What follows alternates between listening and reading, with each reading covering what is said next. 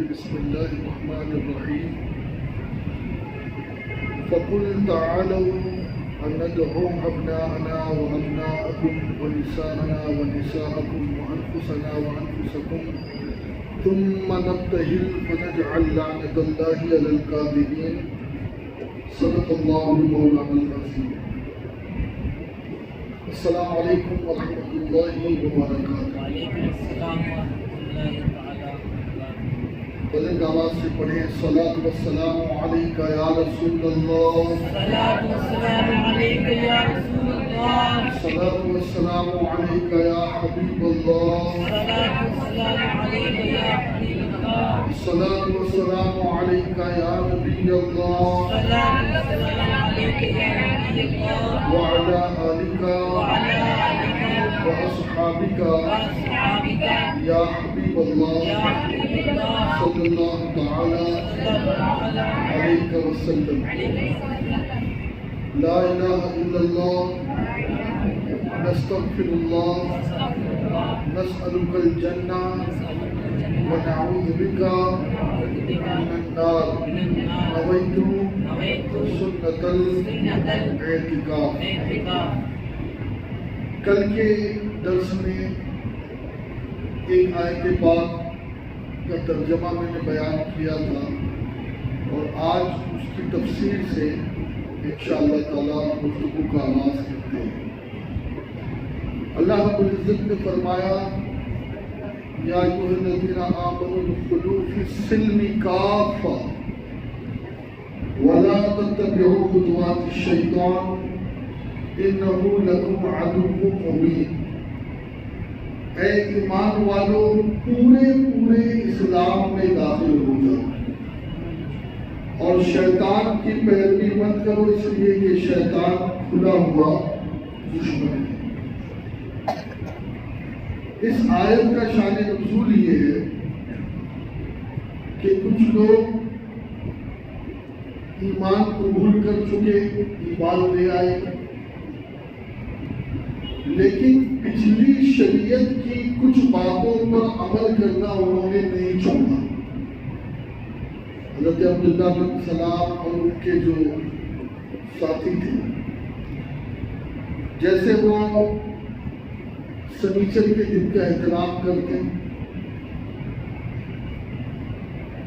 اونٹ کا گوشت نہیں کھاتے، اونٹ کا دودھ نہیں پیتے، اور یہ سوچ کر کہ اسلام میں نہ سنیچر کے دن کی توحید کوئی واجب ہے اور نہ اونٹ کا گوشت کھانا کوئی واجب ہے اور نہ اونٹ کا دودھ پینا کوئی واجب ہے، تو ہم شریعت محمدی پر بھی چلے گئے اور شریعت موسوی پر بھی چلے گئے. یہ بات میرے نبی علیہ الصلوۃ والتسلیم کو پتہ چلی تو حضور نے انہیں بلایا اور آقا علیہ الصلوۃ والتسلیم نے ان سے فرمایا کہ سنو، آج اگر موسیٰ ہوتے تو موسیٰ کو بھی میری شریعت پہ عمل کرنا. یعنی تم موسیٰ علیہ السلام کا طریقہ اپنا رہے ہو اسلام لانے کے بعد بھی، تو اگر موسیٰ ہوتے تو موسیٰ کو بھی میری ہی شریعت پر عمل کرنا ہوتا. اور اللہ کے نبی علیہ السلام نے ان لوگوں کو حکم دیا کہ اب قرآن کی آیت نازل ہو گئی ہے، اب تمہیں اونٹ کا گوشت کھانا پڑے گا، اونٹ کا دودھ بھی پینا پڑے گا، سنیچر کے دن شکار بھی کرنا پڑے گا. بھائی عورت کے لیے تو یہ نہیں تھا. اب یہاں ایک بات جو آپ کے اور میرے سمجھنے کی ہے دوستوں، بہت ساری ایسی باتیں آج ہمارے اندر دوسرے لوگوں کی مذہب اور دین کی آ چکی ہے. شادی بیاہ کے رسوم میں دیکھیں، بزنس میں دیکھیں، روز و شب کے معاملات میں دیکھیں، انہوں نے تو صرف 3 باتیں غیروں کی اپنائی تو اللہ ناراض ہوا، رسول اللہ ناراض ہوا. اور آج اگر ہم اپنے اندر جھانک کر دیکھیں نا تو 300 باتیں ہوگی جو ہم اللہ اور رسول کی نافرمانی میں غیروں کے طریقے پہ عمل کرتے ہوئے کر رہے ہیں. تو اللہ ہمیں غیروں کے طریقے سے بچائے اور نبی کی سنت اور نبی کی شریعت والے طریقے پہ عمل کرنے کی توفیق بخشے۔ آج تیسرا سپارہ شروع ہوا، اس سے پہلے بھی کئی باتیں آئی کہ حیض کیا ہے۔ میرے نبی علیہ السلام سے سوال ہوا، حضور نے اس کا جواب دیا، قرآن میں اس کا ذکر موجود ہے کہ عورتوں کے کچھ معاملات ہوتے ہیں۔ پھر اس کے بعد اللہ نے فرمایا ان اللہ یحب التوابین و یحب المتطہرین، اللہ ان لوگوں کو دوست رکھتا ہے جو ہمیشہ توبہ کرتے ہیں، اور ان لوگوں کو اللہ دوست رکھتا ہے جو ہمیشہ پاک رہتے ہیں۔ یہ آیت میں اشارہ دیا یہ جا رہا ہے کہ جب تمہاری عورتیں پاک نہ ہو نا تو پھر اس صورت میں ان کے قریب مت ہوا کریں۔ جب وہ اچھی طریقے سے پاکی حاصل کر لے پھر ان کے قریب ہو، اور اللہ پسند کرتا ہے پاک لوگوں کو، پاکیزہ رہنے والوں کو۔ اور ایک بات میں آپ سے عرض کروں، آج نوجوانوں کی بڑی عام بیماری ہے، یہ تو چلیے رمضان شریف کا مہینہ ہے تو 2-4-5% مسجد میں لوگ نظر آ رہے ہیں، ورنہ اکثریت مسلمانوں کی ایسی ہے کہ کہے مسجد میں آ جائیں، جنازے کی نماز پڑھنے کھڑے ہو جائیں تو کہتے ہم پاک نہیں ہیں۔ ہاں، جنازے کی نماز میں تو کبھی کبھی جتنے لوگ نماز میں کھڑے ہوتے ہیں اس سے زیادہ لوگ سائڈ میں کھڑے ہوتے ہیں اور شامل نہیں ہوتے جنازے کی نماز میں، پاک نہیں ہوتے۔ میں یہ کہتا ہوں اگر اللہ نہ کرے اسی ناپاکی کی حالت میں ہماری موت واقع ہو گئی تو پھر کیا؟ اس لیے ہمیشہ پاک رہو، باوضو رہو، تاکہ اگر کبھی موت آ بھی جائے تو پھر پاکیزگی کی حالت میں آئے، اور پاک رہنے والوں کو اللہ پسند کرتا ہے، اللہ دوست رکھتا ہے۔ ہمیشہ پاک رہا کرو، ہمیشہ باوضو رہا کرو۔ بلکہ مولا کائنات اپنے مرتضیٰ مشکل کشا کرم اللہ وجہ کریم کے حوالے سے یہ ملتا ہے کہ آپ جب اپنی ازواج کو وظیفہ زوجیت تقسیم کرتے نا تو رات کے آخر حصے میں کرتے، تاکہ وظیفہ زوجیت تقسیم کرنے کے فوراً بعد نہائیں اور پھر نماز کے لیے کھڑے ہو جائیں۔ کیونکہ اگر اول وقت میں وظیفہ زوجیت تقسیم کریں گے تو بہت لمبا پیریڈ آدمی کو ناپاکی میں رہنا پڑے گا۔ اس لیے جیسے ہی وظیفہ زوجیت تقسیم کر لیں تو ہمیں یہ چاہیے کہ ہم فوراً نہا لیں، فوراً غسل کر لیں، اس لیے کہ اس گھر میں اللہ کی رحمت کے فرشتے نہیں آتے جس گھر میں کتا ہو یا جاندار کی تصویر ہو، چاہے پیر صاحب کی کیوں نہ ہو، چاہے پیر صاحب کی کیوں نہ ہو، اگر جاندار کی تصویر ہے تو اس گھر میں رحمت کے فرشتے نہیں آتے۔ اور تیسرا میرے نبی نے فرمایا جنوب، یعنی ایسا مرد یا ایسی عورت کہ جسے نہانے کی ضرورت ہے اور وہ نہائے بغیر گھر میں ہے تو اس گھر میں رحمت کے فرشتے نازل نہیں ہوتے۔ تو اس کا بھی ذکر قرآن میں گزرا۔ پھر یہ بتایا گیا کہ جو بچوں کو دودھ پلانے کی مدت ہے وہ 2 سال ہے۔ کتنے؟ 2 سال۔ آج کل کیا ہے، ماؤں نے ڈبے کے دودھ کو زیادہ فوقیت دے دی، تو اب بچوں کا ماں کے ساتھ وہ لگاؤ نہیں رہا جو ہونا چاہیے۔ پہلے ماں اپنے سینے کا دودھ پلاتی نا تو وفا، شعار، غیرت اور محبت رسول سب کچھ بچے میں آ جاتا۔ آج مائیں ڈبوں کا دودھ پلاتی ہے تو پھر ماؤں کا وہ احترام اور ماؤں کا وہ تقدس بھی بچوں کے دلوں میں آج نہیں رہتا۔ تو قرآن کہتا ہے کہ ماں کا حق ہے کہ وہ 2 سال مکمل بچے کو دودھ پلائے۔ پھر سبحان اللہ، تیسرا پارہ شروع ہو رہا ہے، تلک الرسل فضلنا بعضهم علی بعض من کلم اللہ ورفع بعضهم درجات او کما قال اللہ عز وجل۔ اللہ نے فرمایا کہ ہم نے رسولوں کو ایک دوسرے پر فضیلت دی ہے. سارے رسول برابر نہیں ہیں. سارے رسولوں کو ہم نے ایک دوسرے پر فضیلت دی ہے. کوئی تو وہ ہے کہ جس سے ہم نے کلام کیا، اور کوئی تو وہ ہے کہ جسے درجوں بلند کر دیا. ابن عباس فرماتے ہیں کہ جس سے اللہ نے کلام کیا وہ حضرت موسیٰ علیہ السلام ہے، اور جسے اللہ نے درجوں بلندیاں عطا فرمائی وہ ہمارے نبی محمد مصطفیٰ. اب دوستو ایک چیز سمجھ لو، بلند کرنے والا کون ہے؟ زور سے آواز ہے. اللہ. بلند کرنے والی ذات اللہ کی ہے، اور بلند ہونے والی ذات رسول اللہ کی ہے. نہ بلند کرنے والی ذات کی طاقت کا ہمیں اندازہ ہے، اور نہ بلند ہونے والی ذات کی طاقت کا ہمیں اندازہ ہے. آج لوگ کہتے ہیں نبی کو اتنا مانو، نبی کو اتنا مت مانو، بس اتنی تعظیم کرو، اتنی تعظیم مت کرو. جاہلو، تمہاری اوقات کیا ہے؟ تم نبی کو سمجھتے کیا ہو؟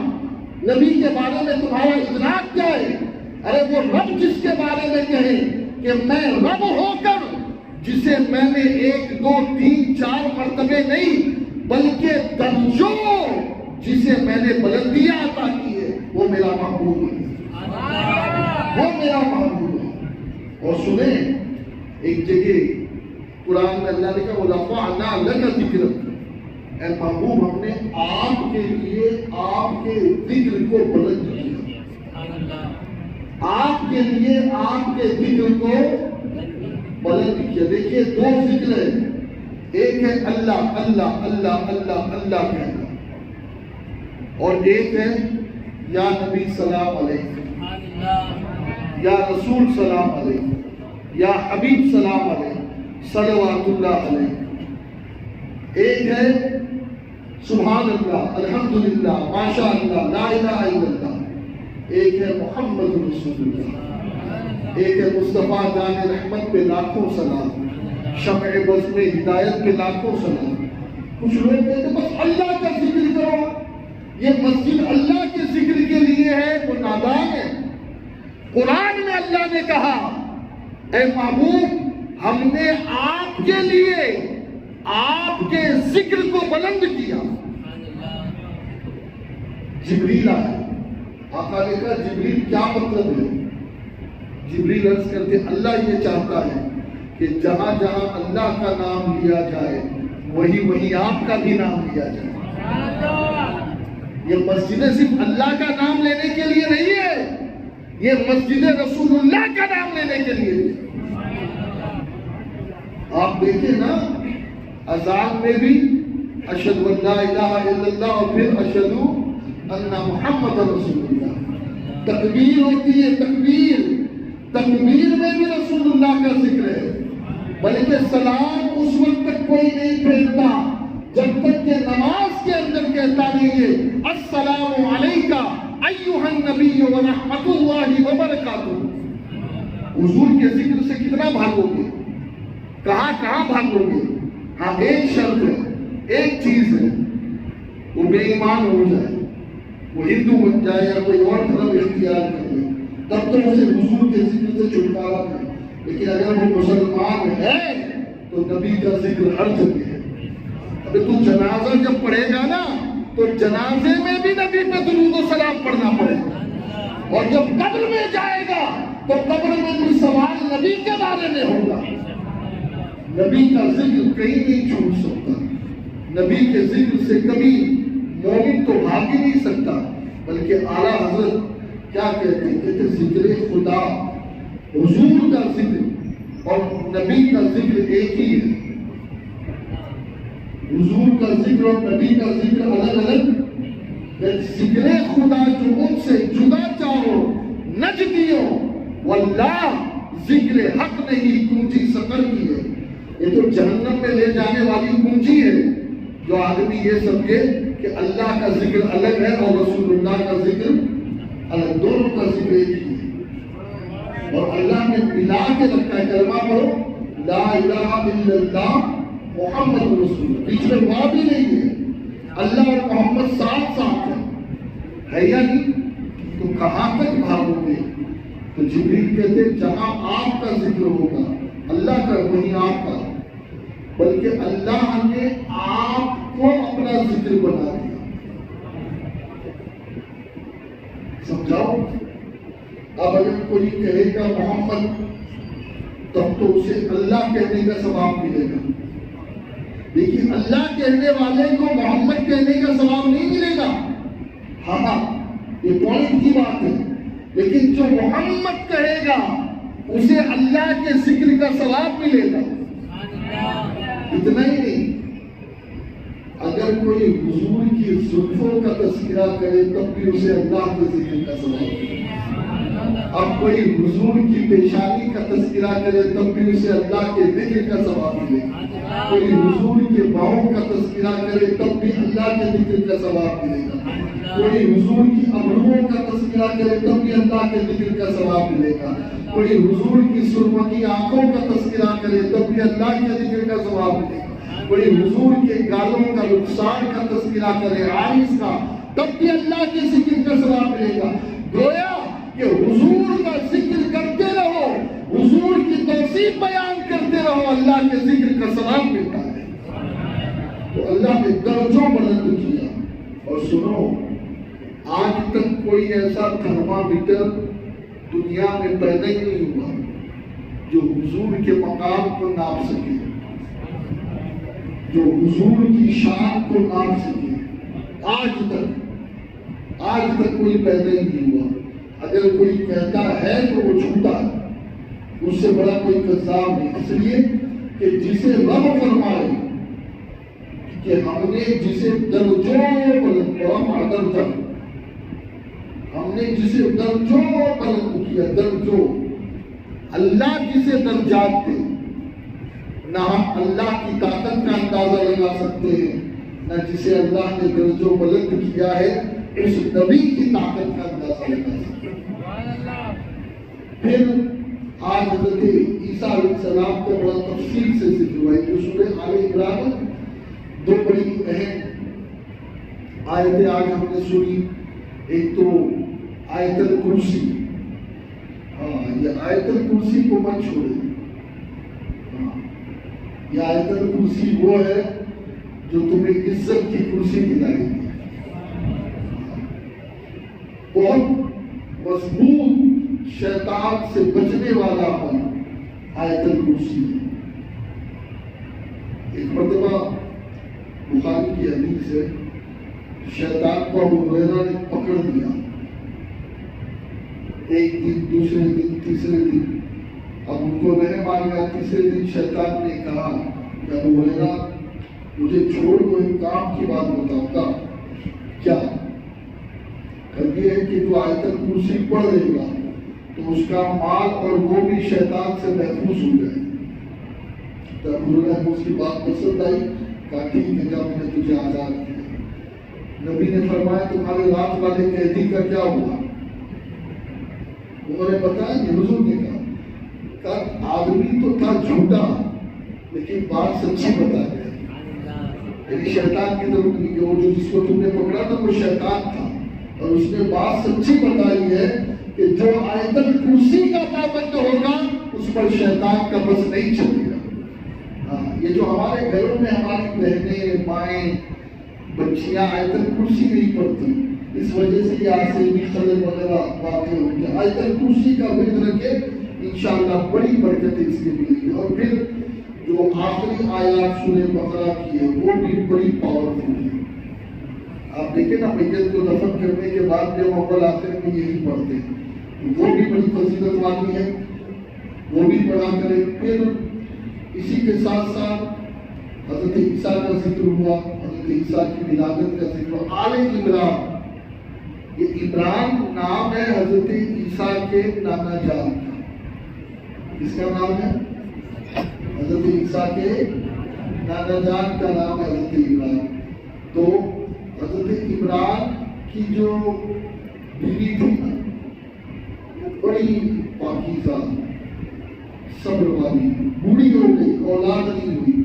ایک دن دیکھا کہ گھونسلے میں ایک چڑیا جو ہے وہ اپنے بچے کے لیے کچھ کھانا کر رہی ہے۔ اسی وقت دعا کی مولا مجھے بھی اولاد دے تو میں اسے تیرے حرم کی خدمت کے لیے وقف کروں گی، یعنی مسجد اقصیٰ کی خدمت کے لیے۔ تو اللہ نے اسے اولاد دی۔ تو کہا کیا دعا؟ کہ لڑکی ہوئی، حضرت عمران نے کہا کہ لڑکی ہوئی تو کیا کرو گے، کیونکہ لڑکیوں کے ساتھ تو بڑے معاملات ہوتے ہیں، لیکن انہیں پتہ نہیں کہ قدرت کچھ اور ہی چاہتی تھی۔ قدرت لڑکی بھی بھیج رہی تھی، لیکن لڑکی کے ساتھ ساتھ وہ لڑکی بھیج رہی تھی جو بطول ہوگی۔ بطول، بطول کا مطلب ہوتا ہے کہ جس عورت کو کبھی ناپاکی آئے ہی نہیں۔ بولو نا سبحان اللہ۔ اور دنیا میں صرف دو عورتیں گزری ہیں، ایک تو امام حسین کی امی حضرت فاطمہ ہے، اور دوسری حضرت عیسیٰ کی امی حضرت بی بی مریم ہے۔ یہ دو بطول گزری ہیں۔ اور پھر بڑے اس کے واقعات ہیں کہ جب وہ پیدا ہوئی تو آپ نے انہیں وہ کیا، حضرت زکریا نے دیکھا کہ بن موسم پھل، بن موسم پھل، یہ کیا ہے؟ کہا یہ میرے رب کی مہربانی ہے، وہ جسے چاہتا ہے جو عطا کرتا۔ تو اس وقت حضرت زکریا نے دعا کی، اے اللہ جب تو مریم کو بے موسم پھل دے سکتا ہے تو مجھ بوڑھے کو اور میری ماں بیوی کو تو اولاد بھی دے سکتا ہے۔ جب یہ دعا کی نا وسیلے سے، تو پھر حضرت زکریا کو بیٹا پیدا ہوا جس کا نام یحییٰ ہے۔ بڑی شان ہے حضرت یحییٰ کی۔ خیر آج یہیں پر گفتگو ختم کرتا ہوں، اور آج جو میں نے آیت پڑھی سورہ آل عمران کی آیت نمبر 61، انشاءاللہ اس کی تفسیر کل کے درس میں ہم سنیں گے۔ اللہ ہم سب کو عمل کی توفیق دے۔